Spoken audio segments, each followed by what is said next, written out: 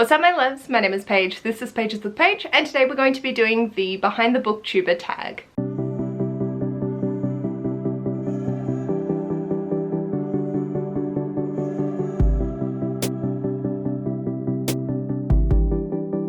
Hello my darlings, welcome to this video. Today we're going to be doing the Behind the Booktuber tag, which I found on Gems, Creeps and Geeks channel, and this was originally created by Shelly-ish. This video is just going to be answering the questions, and it's all about what goes on behind the scenes of this booktube channel. I thought this was a fitting celebration, and I decided to post this on Saturday the 17th, as this is my 4-year anniversary on booktube.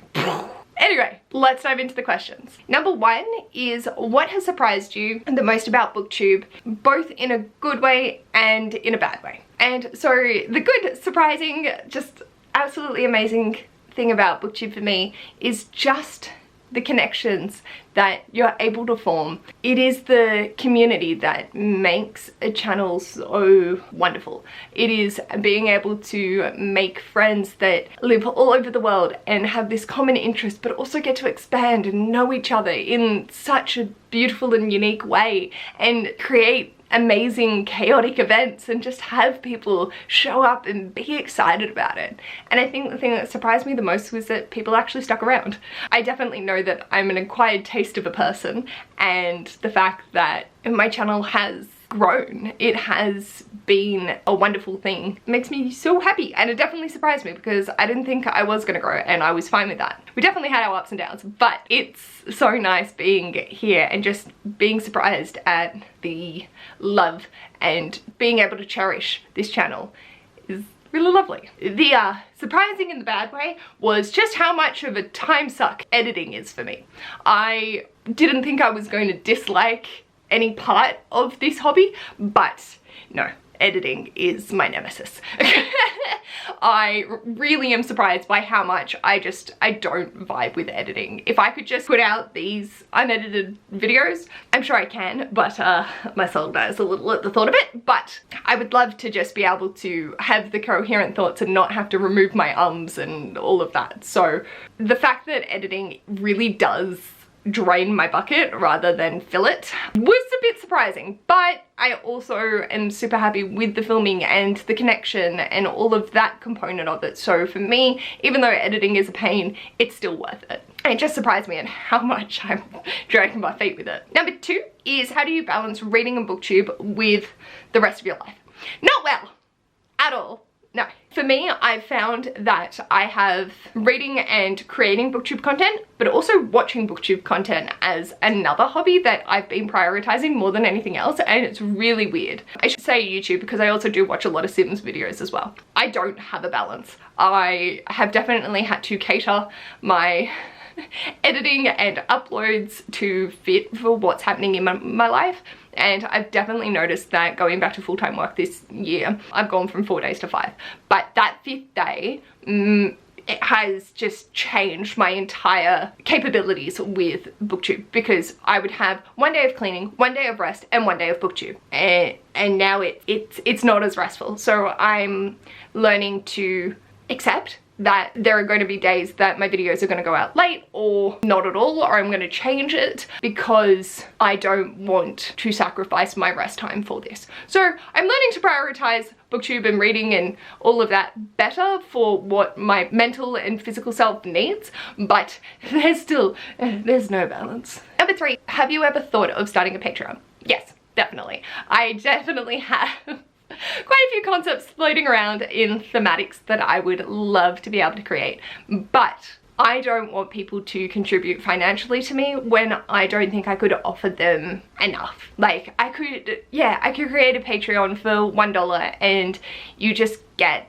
random things here and there, but I don't think I would find that fulfilling and good enough. Like, obviously I can only do what I can do, and I'm already struggling to put out 2 videos a week. I haven't got back into the swing of live shows yet.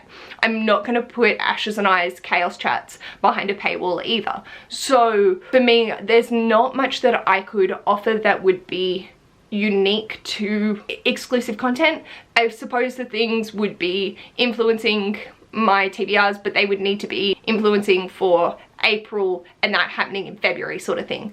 Giving readathon ideas, but not necessarily putting the readathons behind a paywall either, because I don't want people to miss out on that. It really would just be the occasional hangout and acknowledging that I don't have the time that I would want to be able to commit to something that would be financially worthwhile investing in. I know that there are people out there that 100% would just support me because it's there, but I wouldn't feel comfortable in myself having that, if that makes sense. And I haven't quite nutted out the best way to make it feasible and financially worthwhile, because it is a whole other kettle of fish to doing this as a hobby and this being what I choose to do and making money off AdSense versus someone actually making the choice to financially invest in me as a person. So it's like that is a big ask, and I just don't have the spoons for it at the moment. So I don't know if you have any ideas that you would like to see me come up with.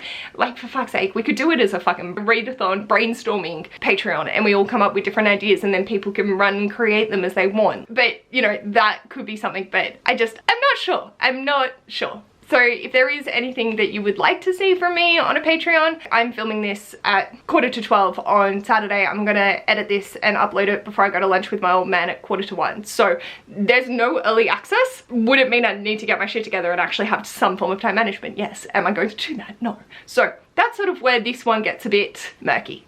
But I would love to. I would love to have a community of people that I can talk to and just vibe with. But I also feel like I can do that without needing for it to be a financial or separate platform. Number 4, have you made any mistakes on BookTube? Absolutely. I am constantly putting my foot in my mouth. I do not know which way's up. I could say that it's a mistake not following trends and just being my chaotic self, but personally I don't find that as a mistake. It's just, if my goal was to grow my channel, then that would be a mistake in not doing that sort of content, because that's how you grow it. But for me, because I just want to be myself, I don't find it a mistake. But I've definitely said shit that I turn around and regret. I've done videos that they weren't mistakes in the moment, but looking back on it, I could have done something else or something different.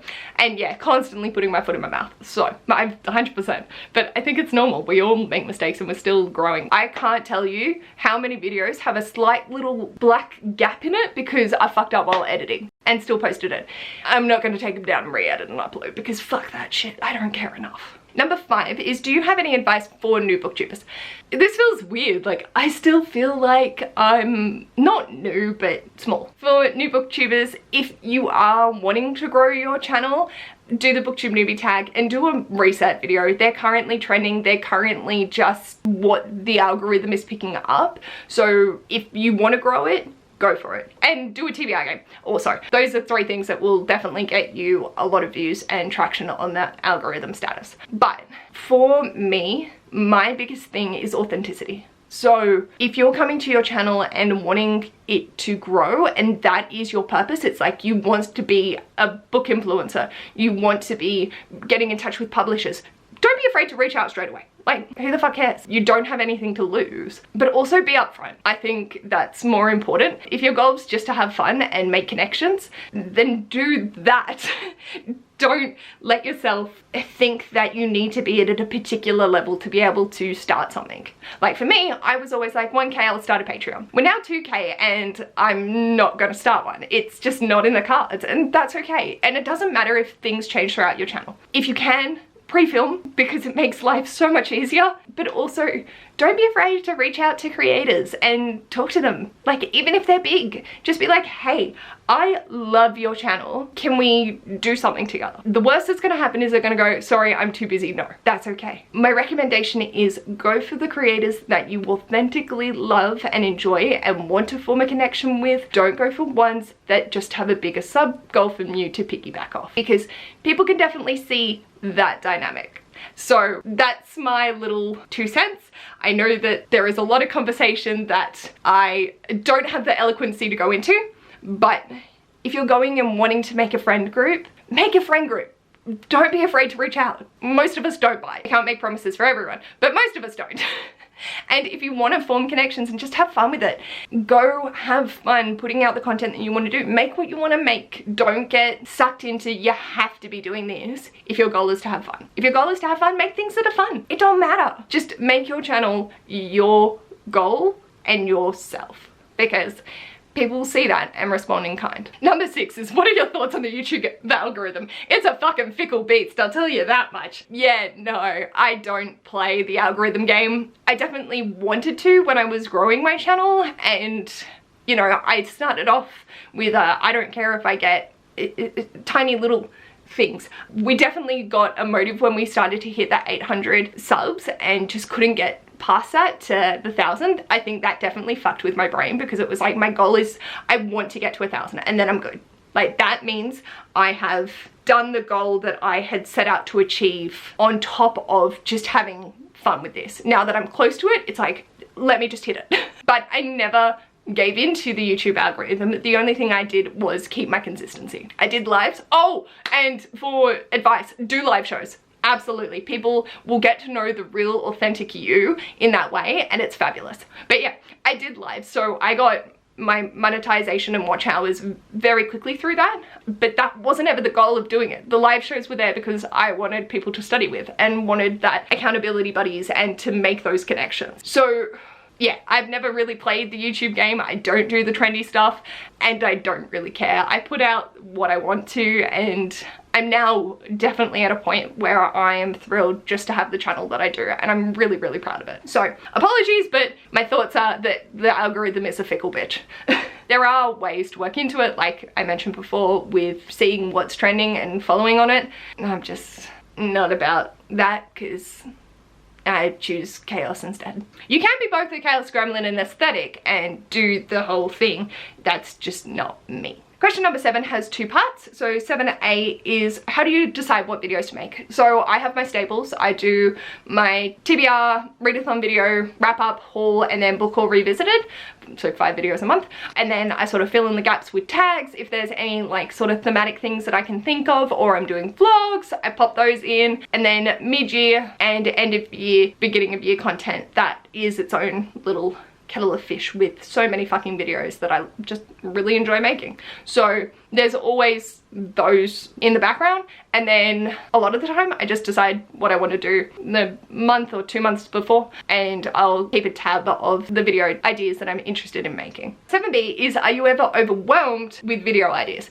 No, not at the moment. I've really been struggling with my content because I have so many thematic vlog ideas, but I don't have the reading capabilities at the moment to execute them. So I'm really struggling with just sit down content. I don't have many ideas, but I'm so thankful for my friends, because I message them being like, dear God, I'm suffering, please help me with something, and they will throw something at me, which is always helpful. So there's always a pool of ideas to be had, but I'm never overwhelmed with what I want to do. Number 8 is, have you ever regretted posting a video? No, I regret the quality of some, but that couldn't be helped because I was working with the technology that I had at the time. But there was one video that I tried as an experiment a few years ago, and it was just this random idea for Vader, and it hadn't gone well. And I read a lot of shit things for it, and I regret putting myself through that reading experience when I didn't have to. But I don't regret the video as a whole, because I learned something about myself. I learned about the reading experience, and I learned about the challenges. So I'm not mad that I did it. I don't regret the video itself, but there are elements to it that I'm like, that hurts a little bit. But yeah, not particularly. Number 9 has 2 parts. So 9A is, are the number of views or subscribers meaningful to you? Yes and no. So for me, views, not so much. It's nice to know that my video is being received, but I don't really mind what my views are. Like, I don't really ever go back. The only one I go back and look at is my massive unhaul, because that's like my top most viewed one, and it's just so funny seeing what the views are on it. But I know that I don't get a lot of views, and that's totally fine. So I don't hold meaning to them. In terms of subscribers, yes, I do find them meaningful, because it's a very nice feeling that 2,000 of you fuckers decided that you liked this chaotic mess and want to stick around, which that makes me happy because I don't view it as a reflection of myself, but more so the fact that one person has done that. And every time one person does that, that means so much to me because that's cool. But it doesn't mean that I need more subscribers, you know. It's like I'm happy with every single one that I have had and will stay happy with that. What I really find more meaningful is comments. People are actually taking time to watch my video, and then I'm just kicking myself now because I realized I'm the most shocking person because I never comment on other people's videos because I can't brain. But anyway, know that I love, yeah, the interaction and the fact that people rock up and spend time watching the videos and commenting on the things that I'm saying and forming that sort of a connection. That for me is more meaningful. Obviously there are giveaway videos where you need to comment stuff, so they get more comments than the like other videos, but the quality of the comments on videos, that is the most meaningful to me. And I really need to get better at commenting on others because I really care about the videos that I do watch. And 9B is other views and or subscribers are a measurement of success. And to a way, yes, but not in a I'm going to shape my channel based off of this. So it's cool that, you know, if your video does have a lot of views, it's reaching a wider audience, which means something's gone right, whether it's been picked up by the algorithm or it's just an interesting thing, or my readathon videos are my most watched because they're the readathon videos. They are the most shared and most communal based, really. So I appreciate that because it's being able to get other creators out into the hands of other people. But I also don't mind if a video flops because, okay, it doesn't matter. If people have enjoyed watching it, cool. And I'll be able to get an understanding through that. In terms of subscribers, I find it hard to say that it is a measurement of success because when does it stop then? Where is that I've hit that level of success so I can stop now, I've achieved? Because for me, I hit that at 1K and it doesn't matter if your channel doesn't hit 1K if you do have those meaningful connections with other people. It was just at that point I was wanting to hit that, and so when I did hit it, I had successfully hit that goal. But if my channel had remained small, I don't think it would have been an unsuccessful channel if I didn't hit it, because I will have still formed the connections that I did and the friendships that I did make regardless. So that's a bit of a tricky one because now I'm at a point where I don't mind about my numbers. Obviously when they do a bot clean out, it's like, oh fuck. Or when you upload a video and the subscriber numbers go down, it's like, okay. But I don't take it as a reflection on myself. I can very much disconnect the subscriber point to my self-worth. It is just, cool, these people are around, YouTube did a bot clear out, or this person saw my video and realized that they didn't want to continue watching me, which is fine. Okay, I'm an acquired taste, I've always said this. I'm okay for not everyone to join the family. If you do, sweet, I'd love to have you, but I'm also okay with just keeping my channel doing what we're doing and seeing the support and love from everyone. That's a tricky one because in a way, yes, but also not currently. Number 10 is, are you disappointed with the growth of your channel? No. I think I definitely was wrapped up in the numbers when I was around 800 and just wanting to hit that 1K. Trying my hardest to get to that point was a struggle because I wasn't growing quickly, and there was definitely that comparison where I saw other booktubers that were able to network more successfully than me skyrocket in subscribers, and there was a lot of conversations, a lot of tears, and a lot of just unpacking why I felt this way and trying to not let it get me down, because that's just not how my channel's trajectory is going to go, and that's okay. But I had to learn that. I had to learn to be okay with it. And I think that was definitely a very challenging point for me because I had still tied a lot of my worth to this metric. But the second I hit 1K and stayed there, it was very much like a cool, this is done, I've ticked this box, I do not have to think about any number value at all. I will still get excited when I hit a milestone because shit, we hit a milestone. But there's no like pressure on me to do something to get to that point, and I don't have to work myself on a fucking hamster wheel to get to the next milestone. I'm just gonna wait for us to get there. So no, I'm not disappointed in the growth of my channel. I'm surprised that I have grown as much as I have, and I'm proud of my channel and the community that we do have, which for me is the most important thing I could have asked for. Number 11 is, have you ever thought about quitting BookTube? Yes! Yes, I have. Funnily enough, only recently. I never thought about giving up when I was really struggling with the whole numerical side of things. But for me, the thought has been more recently, what would my life look like right now if I wasn't creating content on my days off? If I didn't want to put out these videos and need to film and edit them, what would I be doing with my time? And that thought, whilst tantalizing, is not substantial enough to actually invoke change and for me to quit. There's no way. I'm not going anywhere. I love my channel too much. I love being involved in the community. I'm just learning that it might be a little bit more sporadically than I normally would be, or to the standard that I've held myself to previously, because my life's changed and that's fine. I do have a partner that I would like to talk to on occasion. I do have my family that I'd like to see. I do have friends that I would love to FaceTime with and go and visit. So it's sort of letting go of my desire to hold myself to uploads and just let my channel be how I need it to be, because it is a hobby. But yeah, the thought's been there. The thought has been there of what would it look like if I wasn't doing BookTube, but I don't want to stop BookTube, so I'm not going to. And probably I'd just be watching more BookTube videos than anything else.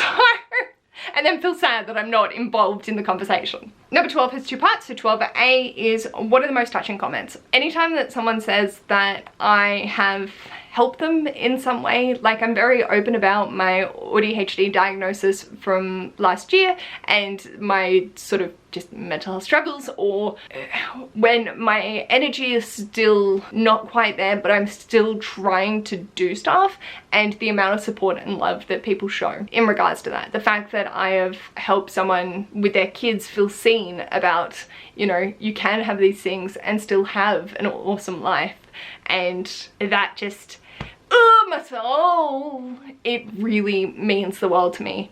Seeing people just comment, you know, those mass essays of the video they go through and watch everything and make bullet point responses like, ah, or if you do like the multiple comments in one, I love it because it's just like, ah, and that authentic engagement and authentic enjoyment with just being myself really are so heartwarming and delightful. And I feel like such a shit person some days because I am so bad at responding to comments, especially those essays, because I'm like, I don't got the brain cells to respond to this, but know that I appreciate it. I will respond eventually. It may not be as thorough as your initial response, but I really, really appreciate your existence. Because holy shit, I am the most inarticulate fuck known to man, and it's great. 12B is, what are the most negative comments? I think I'm very fortunate in the fact that I just block people. You know, there's not really been too many instances of a lot of negativity. I find that when I first started my channel, there was a few that were like, my comments are going to disagree with your opinion every single time. And it's like, okay, that's your opinion, you're entitled to it. Like, I don't know what you want me to do in response to this, so I'm just gonna let you do your thing. Because it wasn't the kind of comment that was like, I disagree with you on this point and so I want to have a conversation about it. It's just, I don't like this. Okay, that's fine. I had seedy comments for a while there, but they're all blocked, and thank God I haven't had many recently. And then the ones that I find the most interesting and negative are when I'm being politically correct and people are like, why you gotta be politically correct? And I'm like, because I'm trying not to be a dick?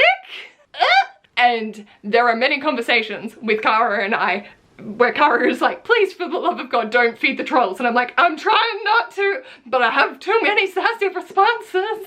So again, it's not negative because I usually end up laughing about it with my friends and just being like, I would respond this, but I'm not going to add the fuel to that fire. So here, you guys get to hear my sassy ass motherfucking side come out. And it's a great time. I'm really, really thankful that my channel doesn't have that much negativity on it. I really appreciate it. So you guys really are the best at just being the most wonderful, wholesome beings I could have asked for. And the final question, number 13, in regards to BookTube, where do you see yourself in 5 years? Well, fuck me, man. I have ADHD. I can't picture myself in a month, let alone 5 years. The fact that I've done this for 4 concerns the shit out of me, because that means I would be doing it for 9. Oh dear God, I'm going to go have an existential crisis about that fact now. But that's fine. I really don't know what my channel would look like in 5 years. I would like to think that I have... Really, the only thing I would think of is that I'm still having fun with it. I think I will have found my vibe in what I'm comfortable with. I can see that in 5 years my life will either be very stable or completely different from right now. And whichever way that turns, I feel like I'm going to have the same amazing, strong support network that I do from my channel, and I will still be here. I think it would be very interesting to see what that looks like. But honestly, as long as I'm still having fun, that's all I give a shit about. I would love to say in 5 years it's going to be like spectacular, and I'm gonna be able to do lives every other week, and I'll be back to 3 uploads a week, and you know, you guys just get to have so much of me, and I'll have started my Patreon. And it's like, in 4 years I've gone down from 3 to 4 videos a week to 2, and I don't do lives at the moment, although once life settles. The main thing is I'm still having fun doing what I'm doing. I'm still a chaos gremlin, and that y'all are still enjoying just getting to go for that ride with me. I'd love to say that I'd still be doing my chaos challenges like my bookish peeps, because the idea of still having friends do that for me is amazing. But I'm also like, I could very much see myself going full mood reader by that point.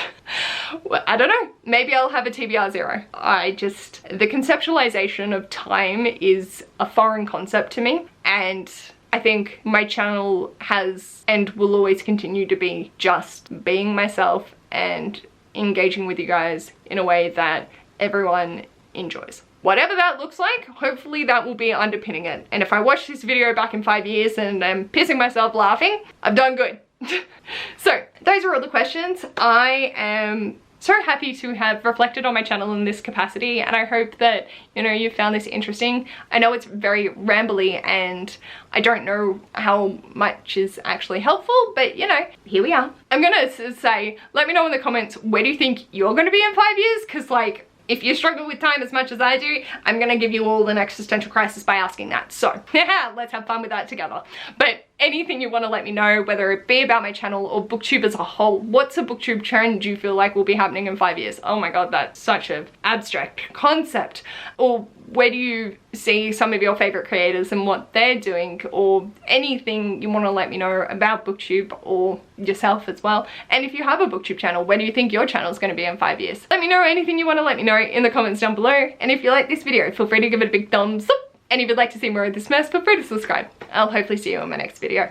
Bye!